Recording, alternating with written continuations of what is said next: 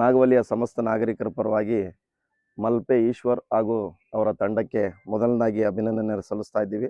ಕಾರಣ ಏನಪ್ಪ ಅಂದರೆ ನಮ್ಮ ಮುಸ್ಲಿಂ ಜನಾಂಗದ ಸ್ನೇಹಿತರಾದಂಥ ನಮ್ಮ ಅಬ್ಬು ಅವರ ತಮ್ಮ ಅನ್ವರ್ ಅನ್ನೋರು ಕೆರೆಯಲ್ಲಿ ಆಕಸ್ಮಿಕವಾಗಿ ಕಾಲ್ಜಾರಿ ಬಿದ್ದು ಮೃತಪಟ್ಟಿರ್ತ ಸಂದರ್ಭದಲ್ಲಿ ನಾವು ಅವ್ರನ್ನ ವಿಜಯನಗರದಲ್ಲಿ ಫೋನ್ ಮೂಲಕ ಭೇಟಿ ಮಾಡಿದಾಗ ನಮ್ಮ ಫೋನ್ ಕರೆಗೆ ಹೋಗ್ಬಿಟ್ಟು ಅಲ್ಲೂ ಅದು ಯಾವುದೋ ಒಂದು ಕಾರ್ಯನಿಮಿತ್ತವಾಗಿ ಅವರು ಕೂಡ ಒಂದು ಶವವನ್ನು ಪತ್ತೆ ಮಾಡಲಿಕ್ಕೆ ಕಾರ್ಯಕ್ರಮದಲ್ಲಿ ಹೋಗಿದ್ದರು.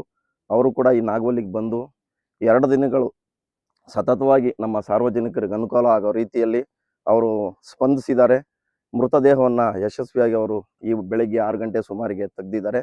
ಇದರ ಜೊತೆಗೆ ಸರ್ಕಾರದ ಇತರ ಇಲಾಖೆಗಳು ಕೂಡ ಸಂಬಂಧಪಟ್ಟ ಪೊಲೀಸ್ ಇಲಾಖೆ ಆಗಿರ್ಬೋದು, ಅಗ್ನಿಶಾಮಕ ದಳದಾಗಿರ್ಬೋದು, ನಮ್ಮ ಸಾರ್ವಜನಿಕರು ಕೂಡ ನಾಗವಲ್ಲಿ ಸಾರ್ವಜನಿಕರು ಇಂಥ ಕಷ್ಟದ ಸಂದರ್ಭದಲ್ಲಿ ಅವರಿಗೆ ಕೈ ಜೋಡಿಸಿ ಈ ಯಶಸ್ವಿ ಕಾರ್ಯಾಚರಣೆಯಲ್ಲಿ ಅವರು ಯಶಸ್ವಿಯಾಗಿರ್ತಾರೆ. ಅವರಿಗೆ ನಾಗವಲ್ಲಿ ಗ್ರಾಮಸ್ಥರ ಪರವಾಗಿ ಹಾಗೂ ಅಕ್ಕಪಕ್ಕದ ಗ್ರಾಮಸ್ಥರ ಪರವಾಗಿ, ಸಾರ್ವಜನಿಕರ ಪರವಾಗಿ, ಎಲ್ಲ ಆಡಳಿತ ಮಂಡಳಿದ ಪರವಾಗಿ, ಇಲಾಖೆ ಪರವಾಗಿ ಅವರಿಗೆ ಹೃತ್ಪೂರ್ವಕವಾದ ಧನ್ಯವಾದಗಳನ್ನು ಅರ್ಪಿಸ್ತಾ ಇದ್ದೀವಿ. ಅದೇ ರೀತಿಯಾಗಿ ಇವರೊಂದು ಎಚ್ಚರಿಕೆ ಸಂದೇಶವನ್ನು ಕೊಟ್ಟಿದ್ದಾರೆ. ಮೀನುಗಾರಿಕೆ ಇಲಾಖೆ ಮಾಡ್ತಕ್ಕಂಥ ಇಲಾಖೆಯವರು ಕೂಡ ಈ ಸೇಫ್ಟಿ ಜಾಕೆಟನ್ನು ಹಾಕ್ಕೊಂಡು ಮೀನುಗಾರಿಕೆಯನ್ನು ಮಾಡಬೇಕು. ಎಲ್ಲರ ಪ್ರಾಣ ಕೂಡ ಅಮೂಲ್ಯವಾದದ್ದು. ಒಂದು ಜೀವದ ಮೌಲ್ಯ ಅದನ್ನು ಕಳ್ಕೊಂಡ ವ್ಯಕ್ತಿಯರಿಗೆ ಗೊತ್ತಿರುತ್ತೆ. ಅವ್ರ ಕುಟುಂಬಕ್ಕೆ ನಾವು ಎಲ್ಲರೂ ಕೂಡ ಸಾಂತ್ವನವನ್ನು ಹೇಳ್ತಾ ಇದ್ದೇವೆ. ಆ ದುಃಖವನ್ನು ಭರಿಸುವಂಥ ಶಕ್ತಿ ಭಗವಂತ ದಯಮಾಡಲಿ ಅಂತ ಅವ್ರು ದಯಮಾಡ್ಲಿಕ್ಕೆ ಕೊಡಲಿ ಅಂತ ಹೇಳಿ ನಾವು ಈ ಸಂದರ್ಭದಲ್ಲಿ ಭಗವಂತನ ಪ್ರಾರ್ಥನೆ ಮಾಡಿಕೊಂಡು, ನಾವು ಸಾರ್ವಜನಿಕರು ಕೂಡ ಯಾವುದೇ ಮುಂಜಾಗ್ರತೆ ಇಲ್ಲದೆ, ಮುನ್ನೆಚ್ಚರಿಕೆ ಇಲ್ಲದೆ ದಯಮಾಡಿ ಕೆರೆ ಭಾಗದಲ್ಲಿ ಬರಬೇಡಿ. ಇಂಥ ಅನಾಹುತಗಳಿಗೆ ಎಡೆ ಮಾಡಿಕೊಡಬೇಡಿ. ಅನ್ವರ್ ಖಾನ್ ಕೂಡ ಒಳ್ಳೆ ಈಜುಪಟು ಆದರೆ ಎಂಥನ್ನು ಒಂದು ನೀರು ಅನ್ನೋದು ಯಾಮಾರಿಸ್ತದೆ ಅನ್ನೋದಕ್ಕೆ ಇದೊಂದು ಸಾಕ್ಷಿ.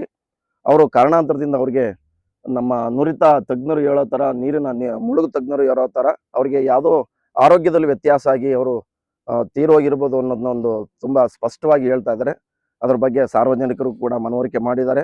ಅವ್ರ ಕುಟುಂಬದವರು ಕೂಡ ಇದಕ್ಕೆ ಒಪ್ಪಿಕೊಂಡು, ಈ ಒಂದು ಸಾರ್ವಜನಿಕರು ಯಾವುದೇ ರೀತಿಯಾಗಿ ಮುಂಜಾಗ್ರತೆ ಇಲ್ಲದೆ ದಯಮಾಡಿ ನಿಮ್ಮ ಕೈ ಮುಗಿದು ಹೇಳ್ತೀನಿ, ನೀರಿಗೆ ಬರಬೇಡಿ, ಇಂಥ ಅನಾಹುತಗಳಿಗೆ ಎಡೆಮಾಡಿ ಕೊಡಬೇಡಿ ಅಂತ ಹೇಳಿ ಮತ್ತೊಮ್ಮೆ ಈಶ್ವರನ್ ಟೀಮ್ಗೆ ನಾವು ಧನ್ಯವಾದನ ಹೇಳ್ತಾ ಅವ್ರಿಗೆ ಹೃತ್ಪೂರ್ವಕವಾದ ಧನ್ಯವಾದನ ತಿಳಿಸ್ತಾ ಇದ್ದೀವಿ.